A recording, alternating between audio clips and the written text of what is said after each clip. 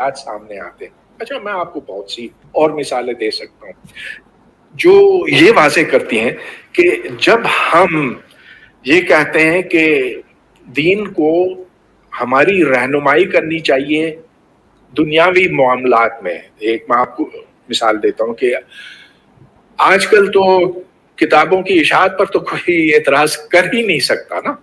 अगर आप बगदाद में होते 13वीं सदी बगदाद, तो उस वक्त इशाअत एक गुनाहे कबीरा समझा जाता था।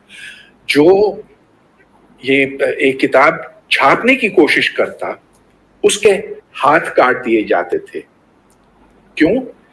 इसलिए कि एक तो ये कि आप कुरान की छपाई इस तरह नहीं कर सकते, क्योंकि एक बात गर्दिश कर रही थी उस जमाने में कि स्याही के अंदर सूअर की चर्बी होती है, लिहाजा कोई किताब नहीं छप सकी बगदाद शहर में। और जो पहली किताब छपी है इस्लामी दुनिया में वो 1757 में तुर्की के अंदर। उस जमाने में तो खैर यूरोप बहुत आगे निकल चुका था। जज़ाकल्लाह खैर सबूर भाई। तो ये परवेज़ साहब की जो है ये एक उन्होंने वीडियो रिलीज़ की थी पिछले साल। ये अभी भी एक पेज है दहूद बॉयस, उनका ऑफिशियल पेज तो नहीं है लेकिन ये वीडियो वहाँ मौजूद है। और मुझे बिल्कुल ताज्जुब नहीं होगा अगर मुझे इसका सबूत मिल जाए कि जो भी उनके एडमिन हैं वो परवेज़ साहब के को करीबी जानने वाले। लेकिन जैसे मैं कह रहा हूँ ये मेरी फीलिंग है जिसका मैं इज़हार कर रहा हूँ। तो इसमें परवेज़ साहब ने 3 दावे आपके सामने किए हैं कि 13वीं सदी बगदाद में जो छपाई है वो आप ये कह लीजिए कि वो हराम था, उस पर सज़ा होती थी, उस पर हाथ काटने की सज़ा थी। इसके अलावा उन्होंने कहा कि और उसकी वजह उन्होंने बताई कि उस वक्त ये समझ रहे थे कि शायद जो स्याही है उसमें कोई सूअर की चर्बी मिली हुई है। इसके अलावा उन्होंने एक और दावा कि मुसलमानों की दुनिया में जो पहली किताब छपी वो 1757 में छपी। वैसे तीसरे दावे को लो तो आप विकीपीडिया से भी चेक कर सकते हैं, आपको पता चल जाएगा किस कदर इसमें सदाकत है। तो इस पर तो मैं बात नहीं करूँगा, लेकिन मैं एक बात ये कहने लगा हूँ कि ये बिल्कुल जाली दावे हैं तारीख़ी एतबार से। अच्छा, इससे यहाँ पर मैं एक और नुक्ता भी आपके सामने रख दूँ। मैं ये जो मैं कह रहा हूँ कि ये तारीख़ी एतबार से बिल्कुल जाली है, इसके लिए मेरे पास ज़बरदस्त हवाले मौजूद हैं, ठीक है।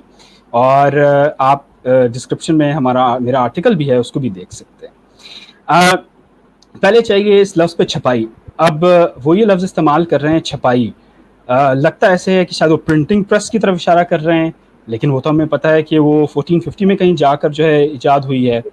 तो इससे हम क्या मतलब निकालें? परवेज़ साहब के हवारीन, उनके नज़रियाती भाई ये कहेंगे कि नहीं, ये तो बहुत बुनियादी बात है, परवेज़ साहब को ज़रूर पता होगी, इससे मुराद बुक प्रोडक्शन है। तो चलिए ये मतलब ले लेते हैं कि बुक प्रोडक्शन 13वीं सदी बगदाद में बैन थी।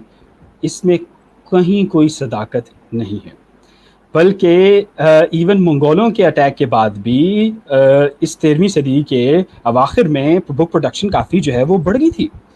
और आप देखिए हमारे पास, मैंने अपने आर्टिकल में जो ओरिजिनल नुस्खे हैं उनकी स्नैप्स लगाई हैं उस ज़माने के। मिसाल के तौर पे एक कैलीग्राफर थे उस ज़माने के, जमालुद्दीन याकूत, और वो बहुत मशहूर कैलीग्राफर थे। मतलब उनको कहा जाता था sultan of calligraphers, the most famous calligrapher of all time, the master calligrapher.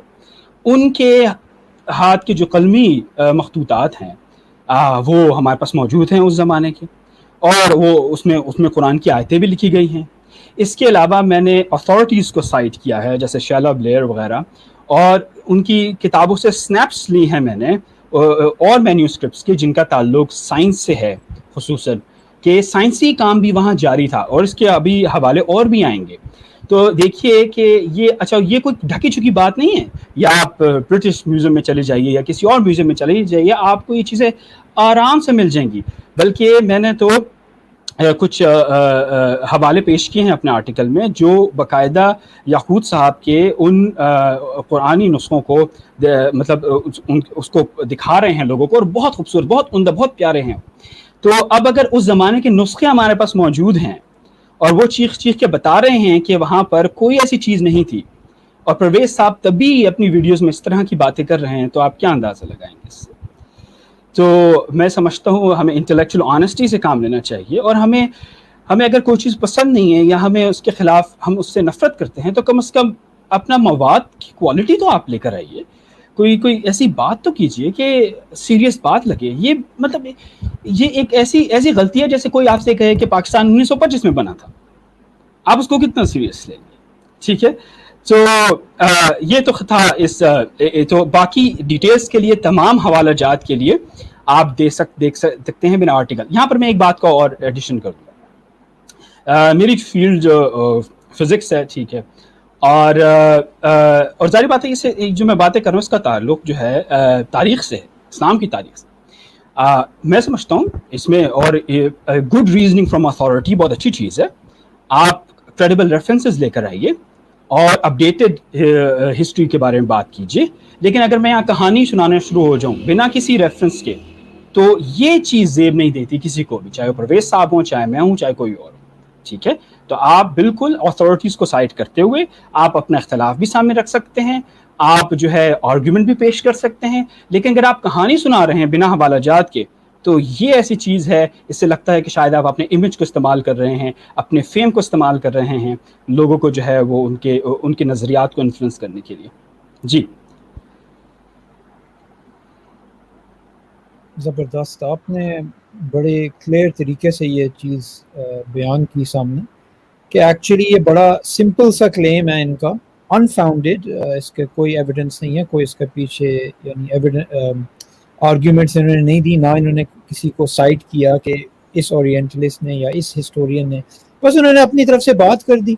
اور سیڈ چیز یہ ہے کہ ابھی آپ نے بڑے یعنی آپ نے یہ 16,000 ورڈ آرٹیکل لکھا ہے, ان کے ویوز کو ایڈریس کر رہے ہیں آپ, مگر یہ کلیمز اس طرح بناتے ہیں, یعنی ان کا ایک مشین گن اپروچ ہے کہ یہ کلیمز بناتے رہتے ہیں, ایویڈنس نہیں دیتے. اور آپ نے تو یہ ویڈیو کلپ پتہ نہیں کہاں سے آپ کو ملی ہے, آپ نے دیکھی ہے, کیا پتہ کتنی کلپس ہوں گی آن لائن اور کیا کیا بولتے رہیں گے.